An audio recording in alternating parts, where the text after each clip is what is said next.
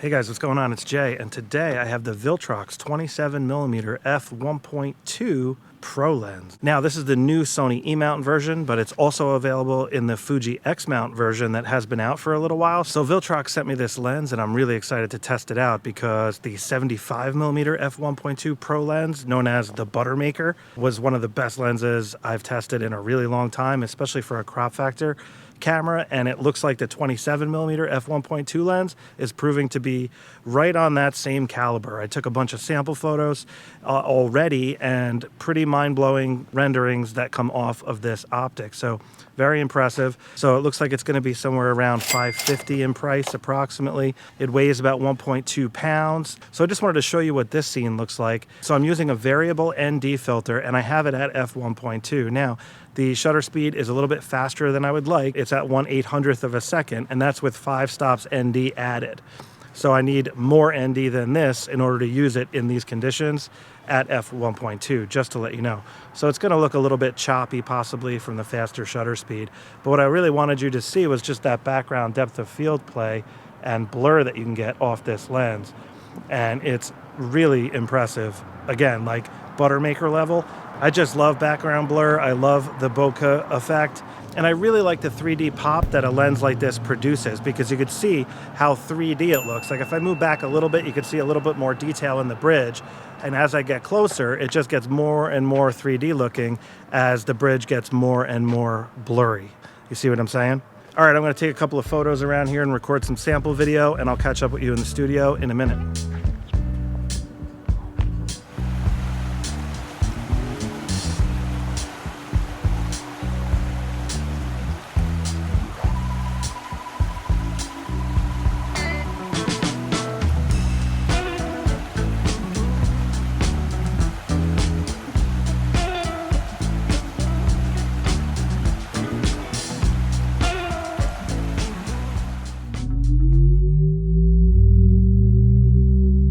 All right, guys, here we are in the studio, and I have the Viltrox here in my hand. So let's get a closer look at the lens itself. And I'll go over a couple of features real quick. So basically what we're looking at, it's aps-c. So this is for crop factor cameras, not full frame.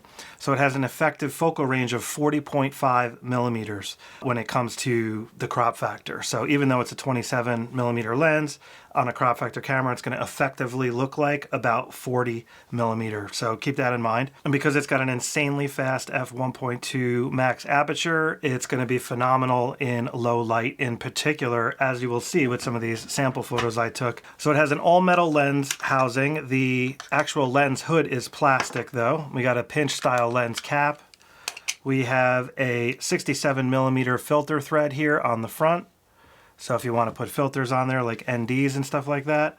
Looking at it on the back, we have a nice metal lens bayonet, and we also have the rubber gasket. Remember, this is a pro grade Viltrox. We have a very large lens here on the back side of the optic as well. Also note the USB-C port here for firmware updates, which is very nice. So also what we have here is a click and declick aperture, and what that means is you can actually turn the aperture like this. Right now I'd have it declicked, so it's not making any noise, and you can get really cool aperture throws, which I'll show you in the lab, using it like this. And then if you slide it all the way to auto, it actually has like a block here, so it's a little takes effort, and then it'll lock into auto. And if you leave it in auto, you can control the aperture from the camera. So if I put the click on, now you can hear it clicking. And it's a pretty soft click, not too hard. Now over on this side, we have an autofocus manual focus switch. You can also see the Pro badge there, which is kind of cool. And we have a custom function button here, which is nice that you can program. Now the manual focus ring feels really good. Very buttery, nice, smooth feedback there. There's no like weird friction. It just feels like how it should. Now if we put the lens hood on, you just line up the dot. You can twist it. That'll lock into place, and it's on there pretty good. That's what it looks like with the lens hood. Now, I tested this on my Sony A6700, which is the current best crop factor camera here. And let me just show you what it looks like with it bolted up onto that guy. I'm just going to line up the dot. It's a red dot on this particular lens. It's going to go to the white dot on the lens flange. So you just got to line those up, turn it, and now it's locked into place. So this is what it looks like on the A6700 with my awesome FalCam protective cage as well, the quick release cage system I have on there. So you can see what it looks like mounted up like so from the bottom. See, it's a really nice looking lens, pro grade Viltrox. So build quality is very good. Autofocus also works very good. The autofocus transition when in video doesn't seem quite as smooth as some of the better Sony lenses, but overall it still looks really good. So like I said, it wasn't quite as buttery smooth in all of the transition testing that I did based on my testing. So just throwing that out there. All right, guys, let's go over some real-world sample photos, and I'll sprinkle in some video as well. Then we'll go over the lab testing photos real quick, just so I can show you the max sharpness and if there's any fringing and things like that. Also, the bokeh balls I like to show off in the lab testing, so let's get into it. We actually still have these phones at work. They're from like the 60s, I think. And I just wanted to show you the depth of field play. Now, again, this 1.2 max aperture is absolutely incredible. Buttermaker level type max aperture. So I just want to show you some aperture throws so you can really see what that background defocus butter gets you. So looking at this phone here, I just focused on the actual dial tone pad itself, and now I focused on the dirty cord in front of the phone so you can see just how much depth of field play you can get. And this is only in a distance of about 2 feet, so very close. Now, the minimum focus distance of this lens is 11 inches. So this cord was 11 inches away. Now, again, minimum focus distance, I focused on these wires here. Now, here's looking at the battery string where it actually bolts to the top of the batteries. So that's what we're looking at here, and off to the right you can see the actual battery string itself. Now I just did a quick aperture throw here outside just to show you what it looks like when you go through the various apertures. So this is at f1.2. Now note the house behind it. Now this is at f1.4, and you can see the depth of field, how it slowly gets more and more detail in the background. Now here's f2, here's f2.8, here's f4, and here's f8. So now if I go from f8 to f4, you could see the difference, right? It's pretty significant. And then if I go all the way to f1.2, it's just remarkable. So here's f1.2 versus f8. Now here's just a quick distortion test here looking at a brick wall, and as you can see, the distortion control on this lens is absolutely incredible. It's very, very well controlled, and again with that pro grade badge, Viltrox is doing an excellent job, no doubt about it. Now here's just looking down an alleyway, and if I zoom in here you can see I focused on the bike. So the garage here is slightly out of focus, but because the bike was so far, you can't really see too much depth of field play, but there is some here in the foreground. You could see that blur out of focus, and then the focus really tacks up right around the bike and then slowly falls off again. Now here's just one looking at the main frame here. Now I just took the picture of these pins so you can see how the bokeh balls render as they fall off. You see that? It's a very cool just demonstration of the bokeh ball rendering. Now here's just another one. This is a closer look. You can see the batteries back here. I just focused on this card on the left, and just really good 3D pop. I just went for a quick walk outside, and this is what it looks like looking at a street drain. And again, I just thought it looked pretty good. And with that natural vignetting here, the darkening in the corners, it actually does give a little bit more 3D pop. Now here's just looking at a street view. It had one of these reflectors on top of a hydrant. And I just like focusing on stuff like this because it creates such a narrow plane of focus. So you could see all that butter back there and the bokeh rendering, how good it looks, you know, from top to bottom. It's only this vertical thing is sharp. And here's just some footage actually recorded at 4K 120 using the A6700, and you can see just that background butter and what this car looks like as it drives past. Now I was walking along and they had this truck here, lift, you know, I guess they're going to do some maintenance on something, and I just thought this looked pretty cool, nothing special. Focused on the control module area here. Now this is at f2, and you can see the background just butters out incredibly well. Here's just looking down at the tire. I focused on the top of the tire so you can see the pavement is just, you know, totally buttery looking. Now, as far as lens flare goes, this has extremely well controlled lens flare. You can see a little bit right here in the, like right in this area, there's like a little bit of flaring. And also when we were just looking at that footage a minute ago, you could see that little bit of rainbow flaring that showed up. Now here's just another one. And again, if you zoom in, you can see like right here, there's like just a little bit of something going on, and that is from the lens flare.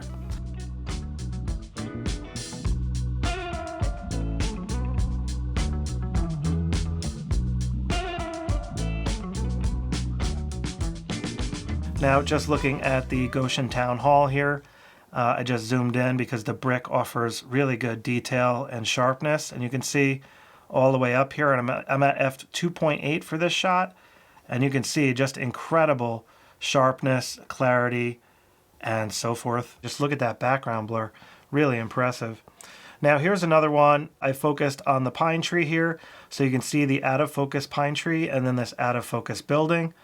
So that depth of field play is very good. This is at f1.2. Now this is the same shot at f2.8. So now you can see there's a little bit more detail on the building and also the pine tree. Here's just a snapshot. I thought the shadow kind of pulled you in towards the UPS truck. So again, just a snapshot. Now here's a few shots at night. Me and my brother went out to dinner and I just took a couple of photos here. So I just wanted to show you what auto does as far as brightening up the image. You could see there. So there is quite a bit of information there in the shadows, just so you know.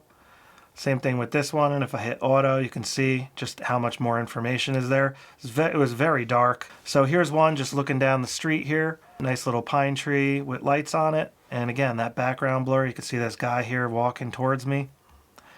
Here's just another one. Somebody had some lights set up on a railing I thought looked pretty cool. Here's just a store across the street. Again, just a cool night scene. You can see very, very sharp, great detail retention there in this very dynamic range scene. Now, looking down the street, just check this out. They had the free parking little ticket in there, and there were so many lights in the background. This is what makes this lens stand out, in my opinion. A lens like this can produce photos like this. Absolutely remarkable. Just bokeh rendering. I just absolutely love this shot. Here's the same shot in a vertical format. Here's just another one showing off a little bit of depth of field play. And here's another one. I have a little video footage to go along with this.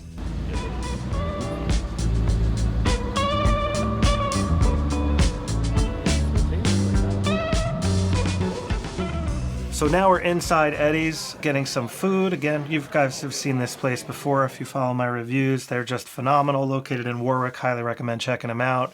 Now check out these boneless chicken wings. Now somehow they got chicken wing meat here and made this. They're not tenders, they're actually chicken wing meat. I don't even know how they did this, but anyway, this is like a buffalo blue cheese mix flavor. Unbelievable.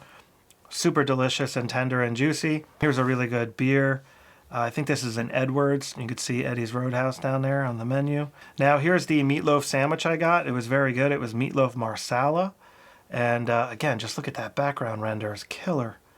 Now here's just another one. I put the beer in the background there. This would have been much better if I had a proper light source, but you know, just sitting in a restaurant without proper lighting, this is the best I could do. Now here's one from down by the Green Bridge looking off. This is actually an HDR that I edited in Luminar and came out pretty good. Here's just another one. I took a shot of the beam here so you can just see that depth of field fall off. It's nice and buttery back there. Here's one. It's actually almost looks black and white, but it's not. It's just, I just focused on the bolt, and because it was so bright, it, you know, underexposed everything else. This wood was extremely bright. Now here's just an X marks the spot type shot looking through the railing of the Green Bridge. And again, that background rendering, you can see the river down here and the nice brown, you know, scene. And here's just a vertical shot of the scene so you can get an idea of what it looks like. Now here's looking down at the railing, and I just wanted to show you, this is at f1.2, and you can see the sharpness and clarity is very good, and that depth of field fall off is quite remarkable. Now, here's just another walkthrough. I just did a depth of field play here. So this is at f1.4. This is at f1.2, so this is even more out of focus. Then I stopped it down to f2.8, and now you can really start to see the detail come back. So f2.8 versus f1.2 is very significant. And then if we stop down to f5.6, it looks like this. So you can see, you know, those slower lenses just don't look near as good if you're trying to make your subject pop and look 3D, as you can see here. All right, so these last two shots, I just took a quick portrait snapshot of Jace when we were going to pick his friend up out the front door there. And again, guys, just look at this 3D rendering. This is awesome. This lens is just a fantastic portrait lens option for crop factor cameras if you want to get fairly close to your subject. So subjects that you have to talk to and you want to be like close to them, you know, to get a better response, let's say, a lower focal length lens is better for that. If you want that unbelievable background blur, a higher telephoto lens like an 85 or the 75mm Buttermaker, for example, would be a great option. But at 27mm, we're looking at about 40mm effective, remember? So that's a really good focal length for portraits if you want to get like kind of close to your subject. So here's an example of that, and you can see just how incredibly sharp and detailed this looks. Very, very happy with these results for just a snapshot. If I was actually properly lighting this, it would look really, really good, super professional looking. But I like to show you guys what it looks like in the real world, just regular shooting, so you can get an idea of what this lens is capable of. All right, guys, so here we are looking at the lab scene, and watch when I step through the images here. So this is wide open. You can notice on the top left the EXIF data here for reference. So wide open at f1.2, the first thing I want to show you is the vignetting, and that is the darkening in the corners. And this is a very common phenomenon with large aperture lenses, such as the f1.2 27mm here. So watch where my mouse cursor is here on the bottom left. Watch when I scroll through, you'll see how the corner brightens up. See how it's brightening as I go? That's vignetting. And if I go back down, you'll see how it gets darker. So this lens does have some of that. It's not really that bad. I honestly don't mind it personally. You know, you could correct it if you want in a program like Lightroom, you know, but it is technically a lens flaw. So now let's go back to f1.2 and let's zoom in to 100% and show you just how sharp this lens is in the corners. You could see it's remarkable. Very, very sharp. You can see the pipe cleaners, all the details there. If I go up to the very top left here on the microchip, you can see right here. And that's really good, guys. Very impressed with that. And that's wide open at f1.2. Now, actually, I didn't show you the dollar bill. If we go to the dollar bill, you can see just how sharp it is. Now, if I go to what's this one? f1.4, you can see it tacks up a little bit. Here's f1.8. Here's f2. And notice how the bokeh balls are nice and round, perfectly round. Really nice. They're not octagoning as I stop down. Now here we're looking at f2.8, razor blade sharp, f4, very, very sharp. I mean, just insanely sharp here. No complaints as far as that goes. So if we go to the minimum focus, actually here's f11 and here's f16 just to show you for reference. All right, so here we're looking at the minimum focus distance, which is 11 inches. And you can see here at f1.2, it's very sharp. It's not razor blade sharp though, but at the minimum focus distance, it's a little bit harder to get that maximum sharpness. But notice the fringing. There's very, very little fringing. There's just a very minor amount of green I'm seeing here. But overall, excellent. Very, very well controlled. And again, this pro grade lens is proving to be just as good as the 75mm I tested. So now if we stop down, just look at the bokeh balls in the background and you can watch how they change. Now this is f2.8, f4, 5, 6, f8, f11, and f16. Now if I go back down to, let's see, f1.8, I'll zoom in here so you can see the sharpness. So at f1.2 here, you can see it's just a little bit soft on the quarter. At f1.4, it does tack up a little bit. And at f1.8, it really starts to sharpen up. Now at f2, it's just pretty much razor blade sharp. And same thing, 2.8, f4. So right around here, f8, F11, it's starting to get just a little bit softer, and then F16, it softens up just a little bit due to the diffraction. And I also had it on auto ISO for this minimum focus distance test. Sorry about that. So it is a little bit noisier. It doesn't really matter for this test, but just so we are clear, you can see that in the XF info up on the top left. Guys, I'd really love to hear your thoughts on the Viltrox 27mm f1.2 lens. So in the comments section below, please let me know what you think. Is it as good as you were expecting? Is it too expensive? Things like that. I'd love your feedback. All right, guys, so as you can see from my real-world testing and the lab testing and the video footage that I took, this lens is really, really good. An incredible option, in my opinion, for the money. F1.2 is killer max aperture, which can give you that incredible background rendering that you can normally only get from insanely expensive lenses or manual focus lenses. The fact that this has autofocus is just a game changer, just like the 75mm Buttermaker. It's incredible having that power and having autofocus. It makes it so much easier to get portraits and stuff like that, for example, with moving subjects and stuff. So very impressed with this lens. Now, like I said, it goes for about $550. That's not exactly cheap, but for an optic like this, it actually is cheap. If you look at lenses that have f1.2 and autofocus, they're usually in like the 2,000 plus range. Now, granted, those lenses are going to be Canon L lenses or Sony G Master lenses, for example. But this is very similar overall with feature set and stuff. So again, if you're somebody that's on a budget or somebody that has a little bit of money and just wants a killer portrait lens, lots of options out there these days with lenses. So you really can't go wrong with any of these higher end aps-c lenses. But the new Pro series from Viltrox is really incredible. They're hitting it out of the park, I have to say. In any event, that about wraps up this video. If you guys can give me a thumbs up, I'd really appreciate it, and it would be super cool if you subscribed as well. All right, guys, I'll catch up with you next time. Take care.